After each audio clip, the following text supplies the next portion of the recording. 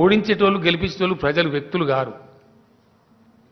వ్యక్తులు అట్లా అనుకుంటోళ్ళు వెరి వెంగళ కింద లెక్క పెట్టుకోవాల్సి వస్తుంది. ప్రజాస్వామ్యం ఉంటాడు నేను ఓడిస్తాను మాట్లాడతాడా? మాట్లాడుతున్నా అది అహంకారానికి లేదా అవివేకానికి నిదర్శనం అవుతుంది. తెలుగుకాలం ముచ్చట అవుతుంది. అది యాడా ముందస్తు వాళ్ళకి అంత దమ్ముంటే డేట్ డిక్లేర్ చేయమని రాదా? నేనే అసెంబ్లీ రద్దు చేస్తాను. నిజంగా అంత దమ్ముంటే రమ్మను రాహుల్, యు మీడియేట్. ఎందుకు పనికి మాలిన నాకు అర్థం కాదు. ఇవన్నీ వాదనల కిందకి వస్తాయా? ఇవి ఆర్గ్యుమెంట్సా? ఇవి గీ చిల్లర మాటలతో కేసీఆర్ని కొడతారా? నాకు అర్థం కాదు. ఈ దిక్కుమాలిన ఆరోపణలు, ఈ చిల్లర ముచ్చట్లు, ఈ కాయగూరకుడు మాటలు గివేనా? వీటితో మేము కేసీఆర్ని దెబ్బతీసి గింత కొరితే ఆలోచన ఉంటుంది.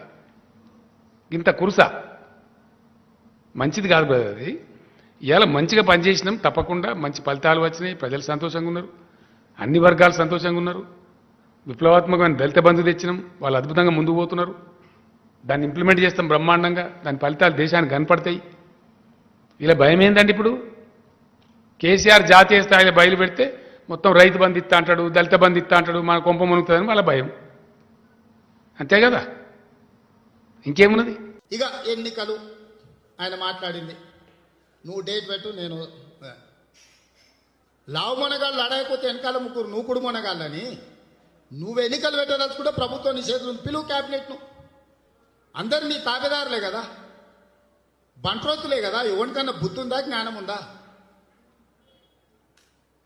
నీ దగ్గరన ఎర్రబల్లి దయాకర్ రావును ఇంకొకను ఎవరినైనా క్యాబినెట్ మినిస్టర్ అని ఇంగ్లీష్లో అక్షరాలు రాయమను.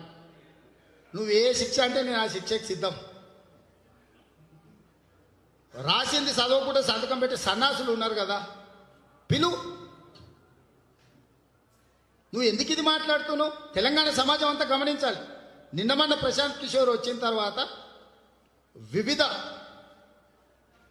రాజకీయ వ్యూహాలు పన్నే సంస్థలన్నీ తెలంగాణలో వచ్చి ప్రజల యొక్క నాడిని పట్టుకునే ప్రయత్నం చేశారు.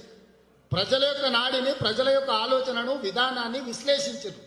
ఆ విశ్లేషణలో యాజ్టీజ్గా 25 సీట్లు పక్కాగా టీఆర్ఎస్ గెలిచేటట్టుంది, ఇంకొక 17 సీట్లలో గట్టి పోటీ ఇచ్చేటట్టుందని నివేదిక ఇచ్చారు.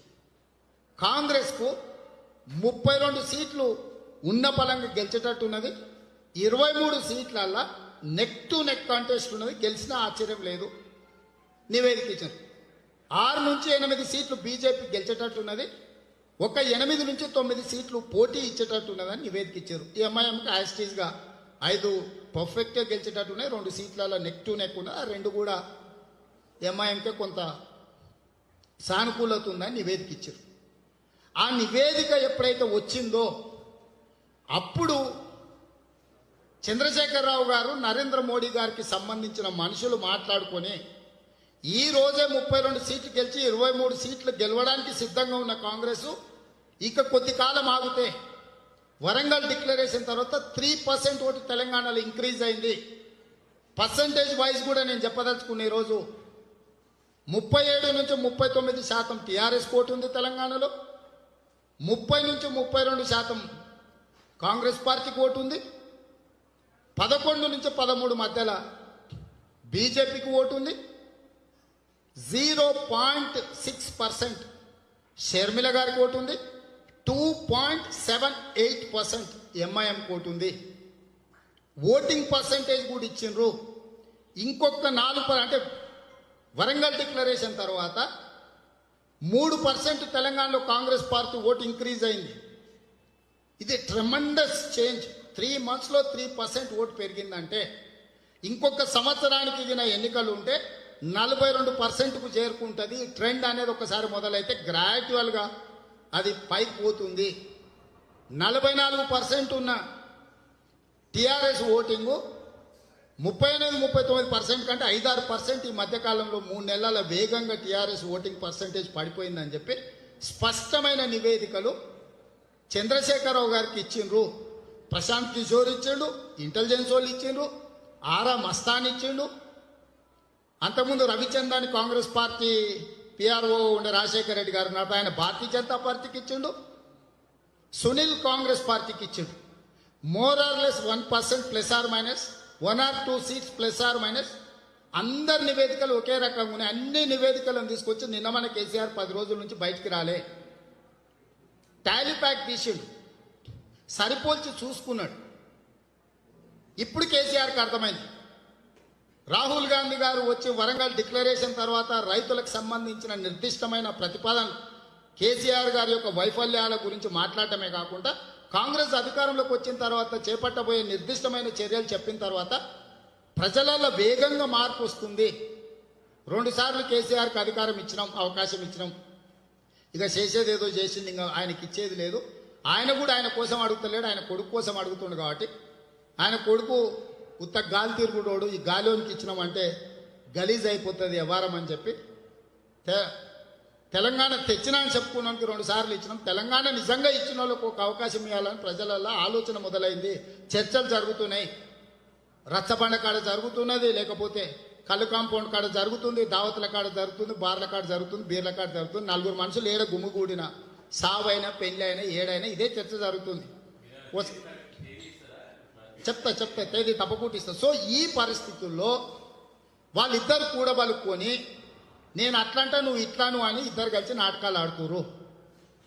కాబట్టి కేసీఆర్కు నేను ఒకటే చెప్తున్నా, ఇది జూలై 11, 4 రోజులు సమయం ఇస్తున్నా. నువ్వు నికార్సైన తెలంగాణ బిడ్డవైతే, నిజంగానే నీలో పోరాట పటిమ ఉంటే, నువ్వు ఉద్యమకారుడు అయితే, నువ్వు ఎవరికి భయపడని తేల్చుకుంటానో కదా, 4 రోజుల్లో నీ మంత్రివర్గ సమావేశాన్ని ఏర్పాటు చేసి ప్రభుత్వాన్ని రద్దు చేసి రా.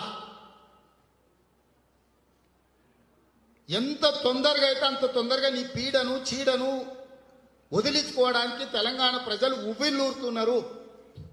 ఉన్న పలంగా ఎన్నికలకు పోదాం, నిబద్ధత ఉంటే రా. ఇక నరేంద్ర మోడీ మీద కాకి మీద పిల్లి మీద పెట్టి తోటి కోడలను తిట్టిందంటే వెనకటికి ఎవరో ఆమె నీ వ్యవహారంగా అట్లుంది. నరేంద్ర మోడీని చూపించి మమ్మల్ని అని ఆడోడు తిక్కలోడు ఉన్నట్టు ధరణి రద్దు చేస్తా అన్నాడంట. నా పేరు వాళ్ళకనికి కూడా నీకు భయమా? లాగు దడుస్తుందా? నా కళ్ళకి ఎట్లాగూ చూడలేవు నువ్వు. కనీసం నా పేరు తీయడానికి కూడా నీకు ఎందుకురా నాయన మోకాళ్ళు ఉరుకుతున్నాయా? ఒకసారి నా పేరు తీసి చూడు.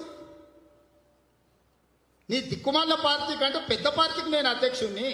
ఏ మాత్రం రాజకీయ ఇంగితం లేదా నీకు? ఇంగిత జ్ఞానం లేదా? కేసీఆర్ అన్నం తింటలేవా? ప్రధాన ప్రతిపక్ష పార్టీ అయిన కాంగ్రెస్ పార్టీ అధ్యక్షుడు పేరు తీయడానికి కూడా నీకు భయం ఎందుకయా?